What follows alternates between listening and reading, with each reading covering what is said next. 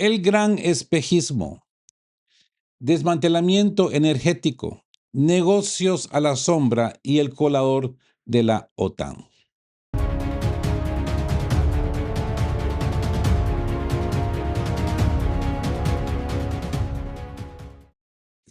Muy buenas noches a todos. Bienvenidos a esta edición nocturna de qué hablan Geo.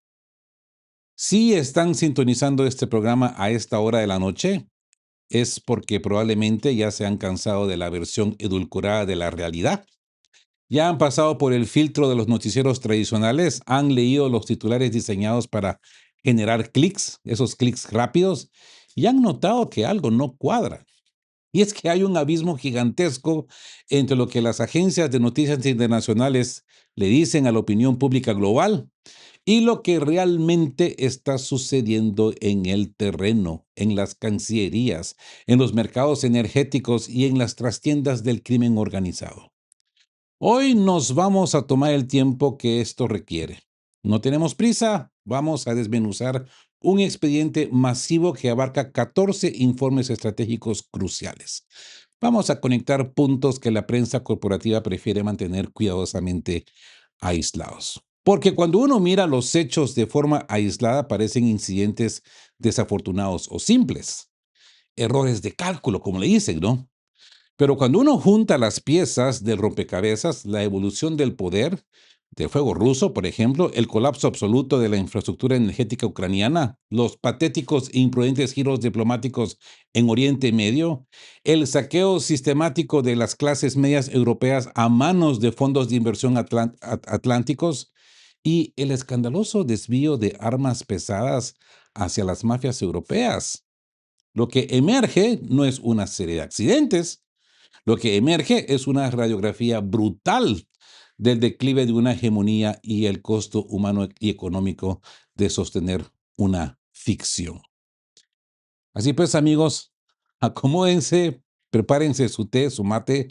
No sé si a estas horas de la noche nos atrevemos a tomar mate. Yo a veces lo hago cuando me tocan que hacer guiones largos. Pero bueno, porque esta noche vamos a ir hasta el fondo del asunto. Comenzamos.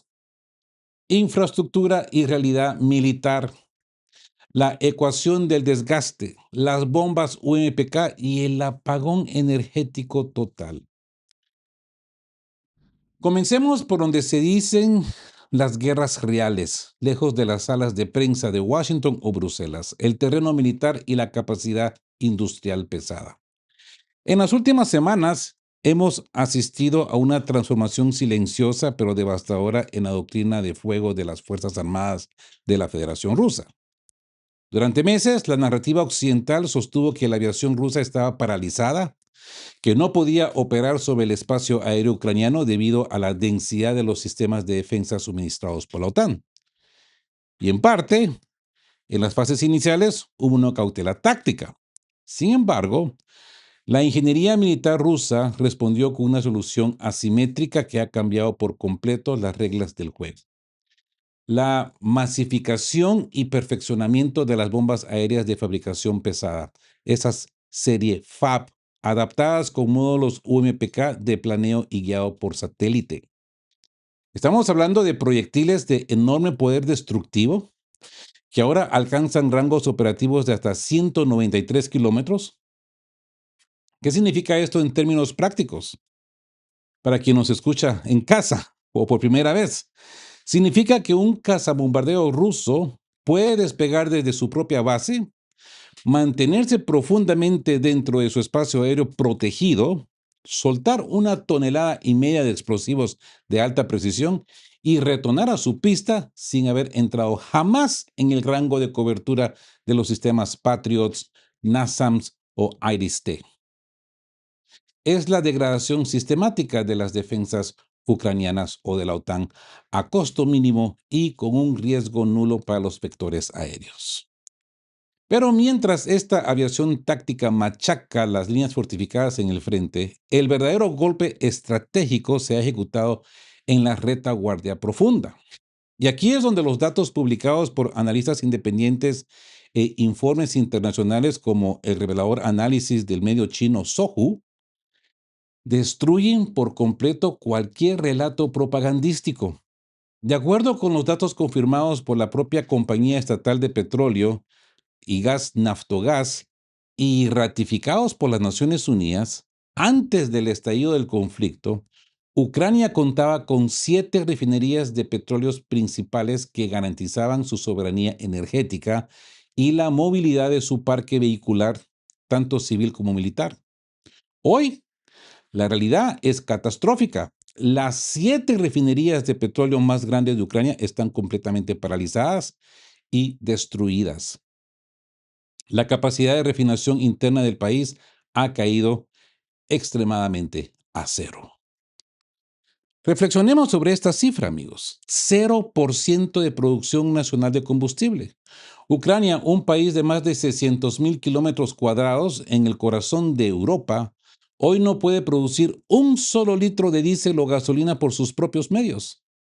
Cada litro de combustible que mueve un tanque Leopard, cada galón de gasolina que alimenta un camión de suministros en el Donbass o que mantiene encendido el generador en Kiev, tiene que ser importado por vía terrestre o ferroviaria desde los países vecinos de la OTAN. ¿Y cómo se llegó a este punto de vulnerabilidad absoluta? Aquí es donde entra el factor de la estupidez política por encima de la lógica militar, amigos. Las Fuerzas Armadas de Ucrania, por orden directa de Volodymyr Zelensky, iniciaron una campaña de ataques con drones de largo alcance contra refinerías e infraestructuras petroleras dentro de la Federación Rusa. ¿A que los rusos iban a quedar con brazos cruzados? Por supuesto que no. Desde el punto de vista militar, esos ataques ucranianos eran irrelevantes. Como bien señala el experto militar estadounidense Daniel Davids del Center for Defense Priorities, citado en la revista Responsible Statecraft, estos ataques tácticos con drones contra objetivos rusos solo sirven para generar dramatismo televisivo. O puestos en TikTok. Crean un titular impactante en la CNN o en el New York Times, New York Post, Washington Post, todos esos post, y los noticieros del abecedario, ¿no? Producen un video llamativo con llamas en una torre de destilación para redes sociales, pero no alteran ni 1 milímetro la capacidad industrial pesada de Moscú para sostener una guerra de desgaste a largo plazo. Rusia es un gigante energético con reservas e infraestructura gigantescas. Perder una planta temporalmente no afecta su esfuerzo bélico. Y esto es algo que todavía no han entendido. O quizás sí lo entienden, pero aquí la idea es engañarnos. Principalmente engañar al pueblo europeo, que son los que están pagando la factura. Sin embargo, para Ucrania, la respuesta rusa a esa provocación fue asimétrica y fulminante. Moscú no se limitó a reparar sus plantas, desató una campaña sistemática de saturación contra el sistema energético ucraniano. Zelensky sabía perfectamente que Moscú respondería congelando e inutilizando la infraestructura energética de su país. Lo sabía, pero asumió el riesgo. ¿Por qué? No por una necesidad militar estratégica, sino por puro cálculo político desesperado. Crear la ilusión óptica de una posible victoria ante los ojos contribuyentes occidentales para intentar convencer a Washington de que enviara más dinero, más armas y más paquetes de rescate de cara a las presiones políticas internas. Tal y como lo dijimos en el video anterior, con la apertura del video anterior, que estamos leyendo que en la CNN, en Defense Info, Washington Post, nos dicen que Ucrania ya ganó la guerra robótica por primera vez. ¿Mm? ¿Y de qué ha servido? Zelensky sacrificó la soberanía y la seguridad energética de más de 30 millones de personas, que en su momento eran más de 40, ¿no? A cambio de un titular de prensa que le permitiera mendigar un par de meses más de financiamiento externo. Hoy la infraestructura de combustible de Ucrania está bajo control de fuego ruso. Las líneas de suministro importado desde Polonia y Rumanía están colapsadas. Los costos logísticos se han disparado al infinito y el frente militar enfrenta una inminente parálisis operativa por falta de suministros básicos. Eso, amigos, no es una conducción estratégica. Y les digo una cosa, Sirski lo sabía. Y le ha caído como anillo al dedo la despedida, ¿eh? Él lo sabía. Es la liquidación deliberada de un país en el altar de la propaganda, amigos. Aislamiento geopolítico y desesperación diplomática, amigos. Pasemos a la puerta lateral de la Casa Blanca, el freno de mano en Teherán y la fractura polaca. Amigos, pero si el panorama militar en el terreno es de un deterioro irreversible, la situación en los pasillos de la diplomacia internacional roza directamente el esperpento. Cuando un régimen se siente acorralado militarmente y ve que sus patrocinadores principales empiezan a mostrar síntomas de fatiga, la tendencia natural de un liderazgo inmaduro es la escalada irresponsable. Intentar involucrar a terceros actores para internacionalizar el conflicto y forzar una intervención directa. Y eso es exactamente lo que intentó Kiev en las últimas semanas con una jugada que ha dejado perplejos a los propios analistas de inteligencia en Occidente. Lo dijimos en el video anterior. Abrir un frente de provocación contra la República Islámica de Irán. En un movimiento rayano en la demencia geopolítica, las Fuerzas Armadas de Ucrania lanzaron un ataque contra un buque mercantil iraní en las aguas del Mar Caspio. Al mismo tiempo que los servicios de inteligencia ucranianos intentaban desplegar e infiltrar células en Irak para ejecutar actos de sabotaje contra objetivos estratégicos simulando ser grupos afines a Teherán. ¿Cuál era el objetivo de semejante locura? El análisis del Responsible Statecraft y de analistas internacionales como Anton Trafimov lo dejan al descubierto. Kiev pretendía venderle a Washington la narrativa de que Ucrania no es solo un freno contra Rusia, sino que es el único aliado incondicional de Estados Unidos en el viejo mundo. Una suerte de Israel europeo, dispuesto a hacer el trabajo sucio contra Irán y cualquier teatro de operaciones, ya sea en África y no me sorprendía también en nuestro querido continente. Zelensky calculó que atacando a Teherán ganaría la simpatía inmediata de los sectores más halcones en el Congreso estadounidense y conseguiría que Washington desviara hacia Kiev los avanzados sistemas de defensa antimisiles Patriot y THAAD que actualmente Estados Unidos está acumulando en Oriente Medio para proteger sus propias bases y a su aliado israelí. Pero el tiro le salió de manera espectacularmente por la culata. En primer lugar, Kiev cometió un error de cálculo geofísico y estratégico monumental. Vladimir Putin ha conducido las operaciones rusas con una cautela calculada, midiendo los impactos para evitar darle a la OTAN el pretexto formal de una intervención directa bajo el artículo 5, pero Teherán no está atado por las delicadezas diplomáticas del teatro europeo. Cuando el régimen de Kiev atacó al buque iraní, la respuesta de Teherán no fue emitir una nota de protesta diplomática. La respuesta iraní fue un ultimátum directo, tajante y brutal. Si Ucrania volvía a tocar un activo iraní, la Marina y las fuerzas de misiles de Irán atacarían de manera directa a los puertos ucranianos en el Mar Negro que aún siguen operativos. ¿Se dan cuenta de la magnitud de esta amenaza? Si los misiles iraníes de largo alcance destruyeran la infraestructura portuaria restante en Odessa o Chornomorsk, la poca logística marítima y de exportación agrícola que le queda a Ucrania desaparecería en cuestión de horas. El país quedaría sellado herméticamente por el mar. El pánico que cundió en los pasillos del gobierno ucraniano fue instantáneo. El autodenominado ministro de Asuntos Exteriores de Ucrania, Andrei Sybiha, quien días antes había tenido la osadía y la grosería de decirle públicamente a Irán que no se hiciera la víctima, tuvo que tragar saliva, tragarse su orgullo y llamar de máxima urgencia al ministro de Asuntos Exteriores iraní Abbas Araghchi para rogarle inmediatamente por una conversación franca y asegurarle que Kiev no volvería a realizar semejante torpeza, que fue un error, fue un accidente. Pasaron de la bravuconería en redes sociales a la humillación diplomática en menos de 48 horas. ¿Y qué obtuvo Zelensky en Washington a cambio de semejante circo? Absolutamente nada. La reciente visita de Zelensky a la capital estadounidense fue una lección magistral de frialdad y desprecio geopolítico. Aunque el día que fue de maravilla. Atrás quedaron los días de 2022, donde el Congreso estadounidense lo ovacionaba de a pie, como si fuera un héroe de película de Hollywood. En esta ocasión no hubo delegaciones de alto nivel esperándolo en la pista de aterrizaje, no hubo alfombras rojas ni conferencias triunfales.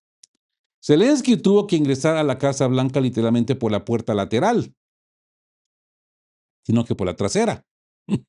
Fue recibido en privado.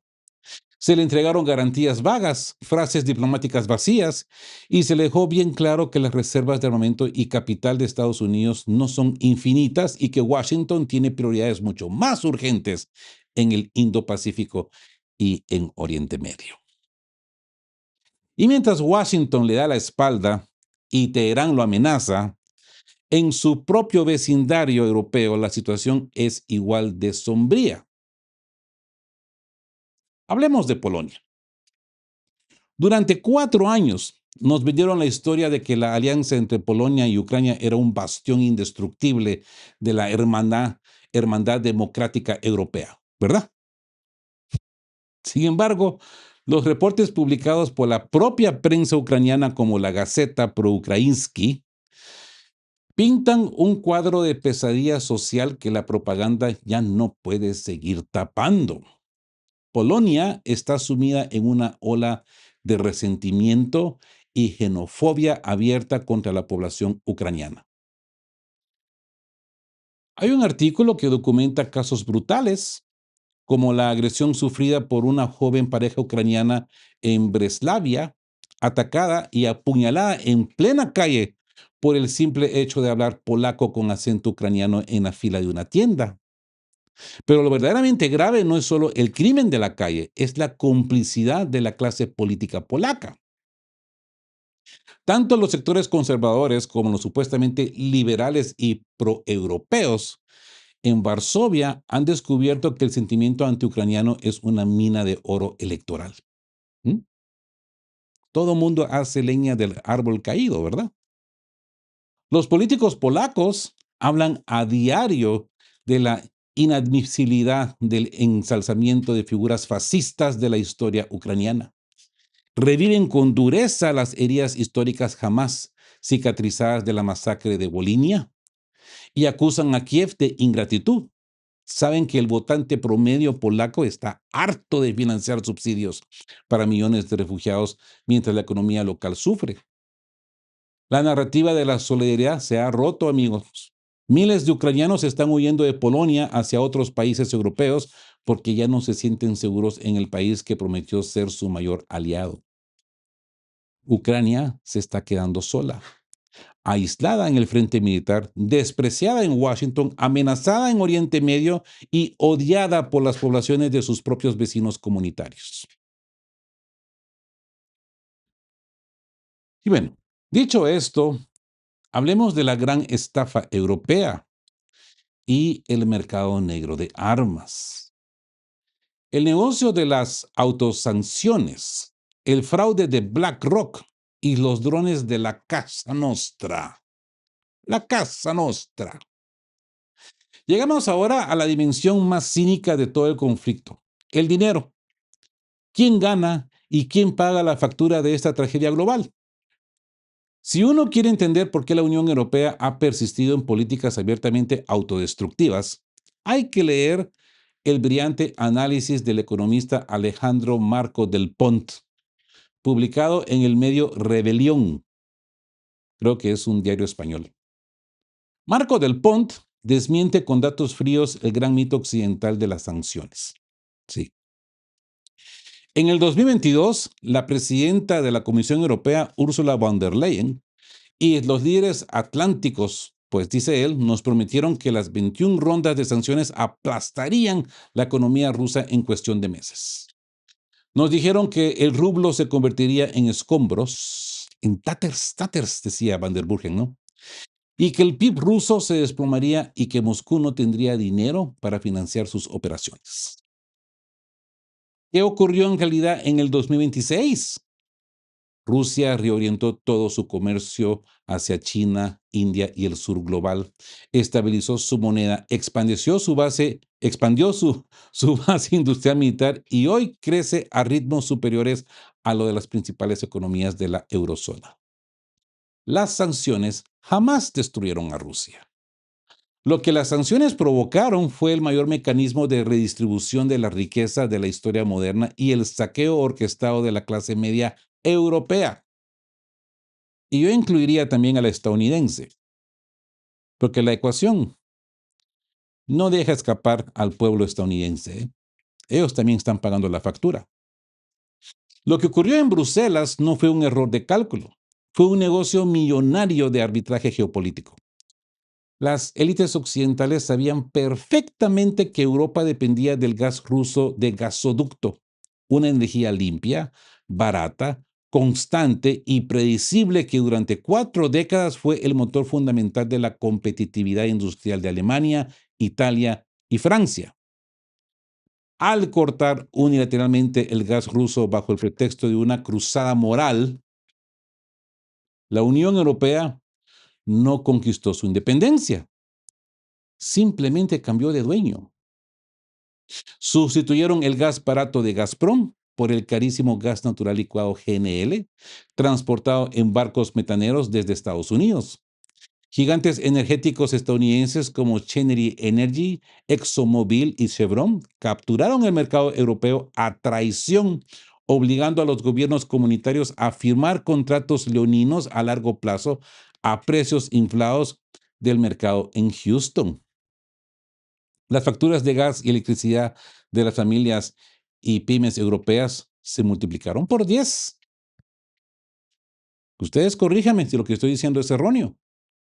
Las industrias químicas, siderúrgicas y automotrices alemanas están cerrando o trasladando sus fábricas a suelo estadounidense o chino, porque ya no pueden competir con costos energéticos tan disparados. ¿Y cómo le vendieron esta ruina al ciudadano europeo? A través de la mayor campaña de adoctrinamiento psicológico de la historia reciente, la narrativa de la transición verde. Ay, ay, ay, ay, ay. Nos dijeron que pagar la luz a precio de oro para pasar frío en invierno y ver cómo quiebra la fábrica del barrio era el precio de la libertad. Y un sacrificio necesario para salvar el planeta del cambio climático. ¿Mm? Lo que hay es un fraude gigantesco coordinado por los 3 grandes fondos de inversión de Wall Street, BlackRock, Vanguard y State Street. Eso es lo que hay, esa es la verdad. Estos fondos crearon el sistema de crédito social corporativo mediante indicadores ESG, obligaron a los gobiernos europeos a emitir billones de euros en deuda verde, gestionando, por ejemplo, el propio Larry Fink, el CEO de BlackRock, cobrando comisiones astronómicas por estructurar los bonos. Y aquí está el cinismo absoluto. Mientras BlackRock cobra comisiones vendiendo la energía solar y eólica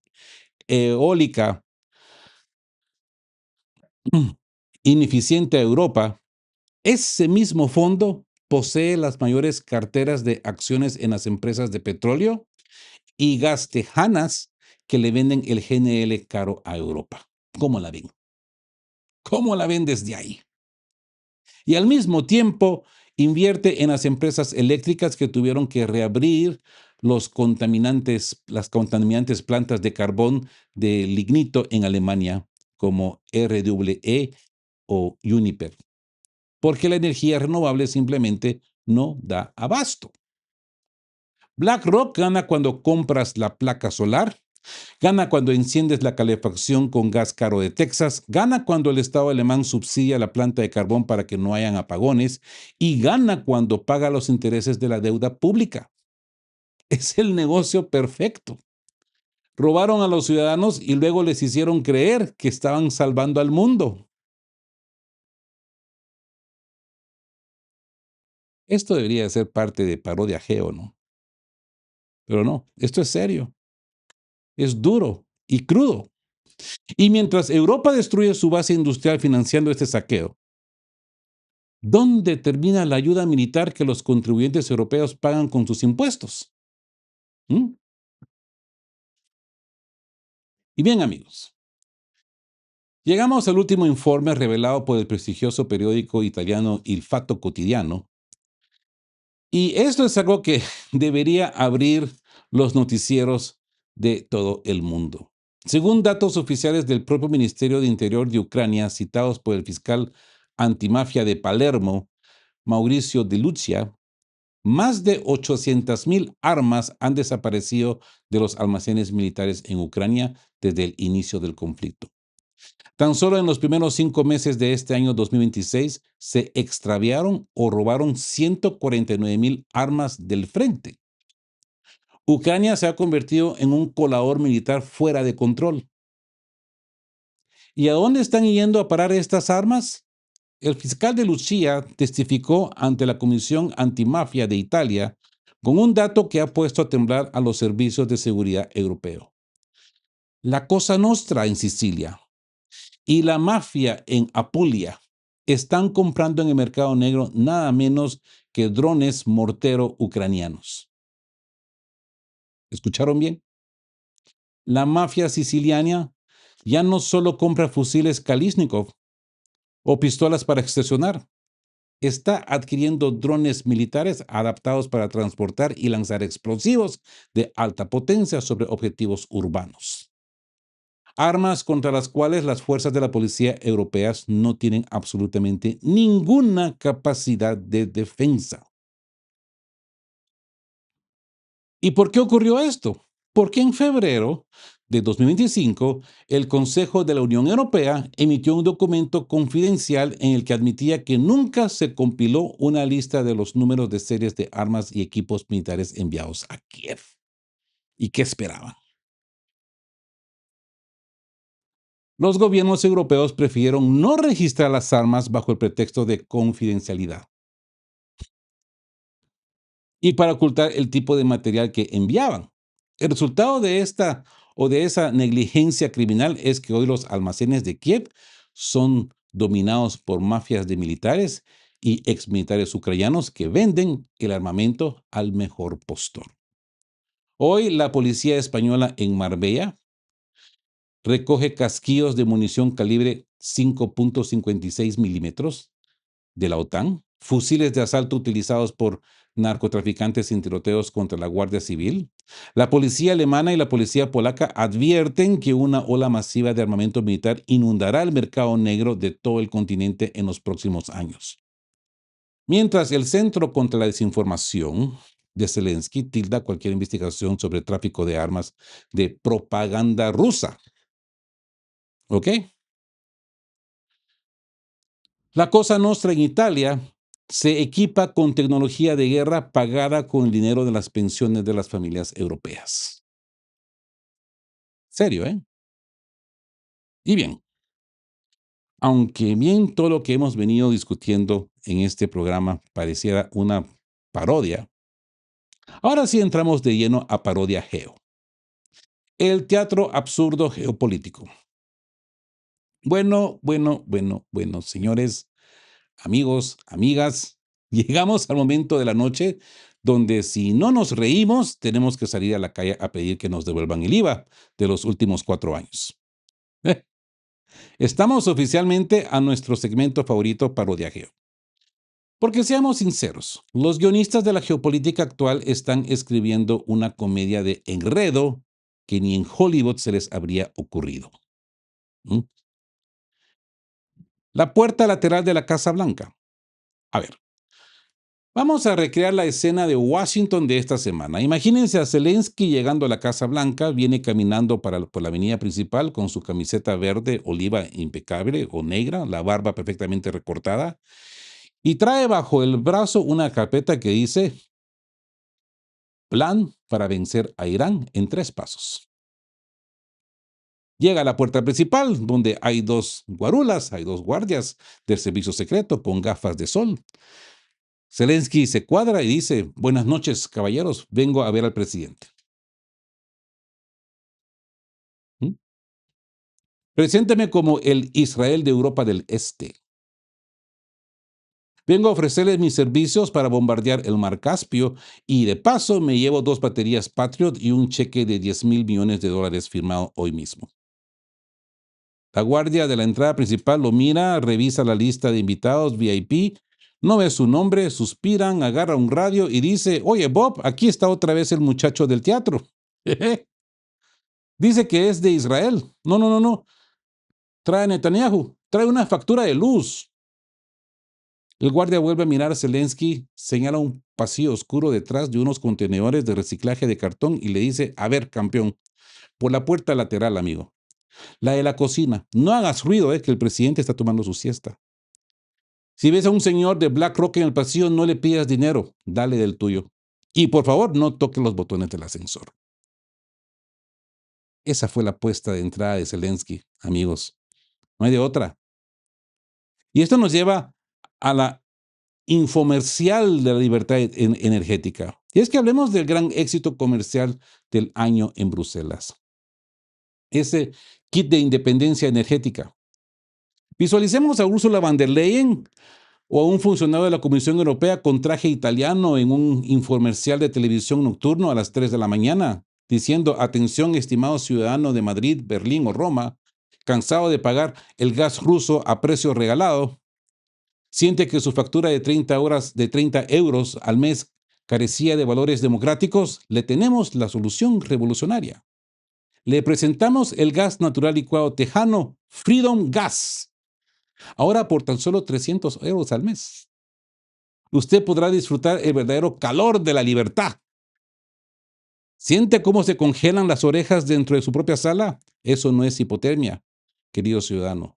Es la democracia limpiando sus chakras. Y si compra hoy mismo, le regalamos una vela Pacto Verde fabricada con lignito de carbón de 1890, traída directamente de las minas de RWE en Alemania.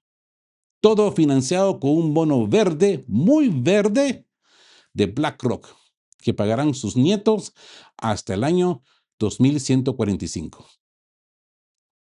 Porque empobrecerse nunca fue tan chic y ecológico. No tendrás nada y serás feliz, ¿verdad? El call center de Almacén de Kiev. Y para cerrar este festival de humor oscuro, viajemos por un segundo al Departamento de Atención del Cliente al Almacén Militar Central de Nikolaev. Suena el teléfono en una oficina llena de cajas de la OTAN vacías. Pronto. Hablo con el Departamento de Exportación Humanitaria de Kiev. Le habla Don Carbone desde Palermo, Italia. Quería consultar por el catálogo de primavera.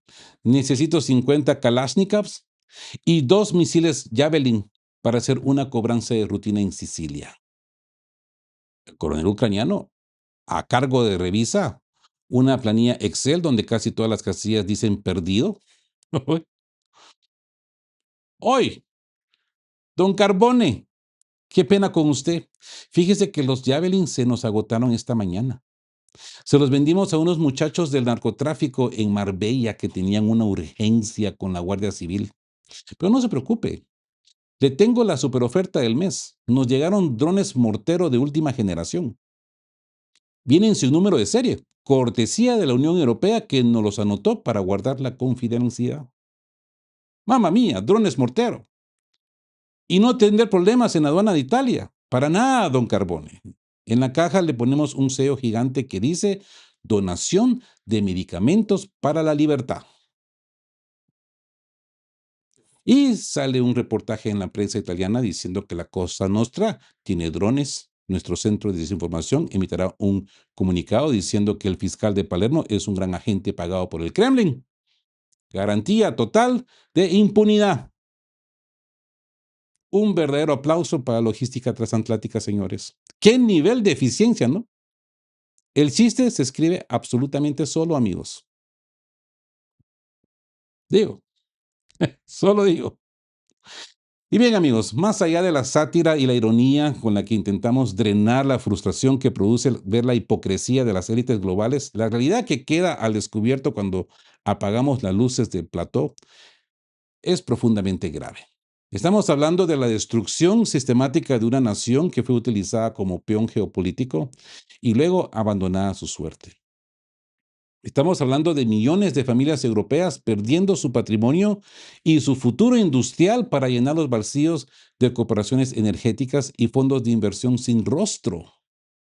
Y estamos hablando de un continente entero que se está llenando de armas de guerra que mañana amenazarán las calles de nuestras propias ciudades. Todo este caos, toda esta manipulación es el resultado directo de una sociedad que ha decidido sustituir la verdad por la propaganda, la prudencia por la soberbia y la moral por el beneficio económico a corto plazo. Amigos, la palabra vigilancia en este contexto no es un llamado al miedo ni al aislamiento del pánico.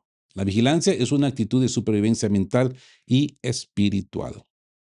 Hay que ser sobrios en este siglo XXI, que significa tener la valentía de no dejarse embriagar por las narrativas del odio, por el pánico prefabricado de los medios de comunicación y por los espejismos de la propaganda política.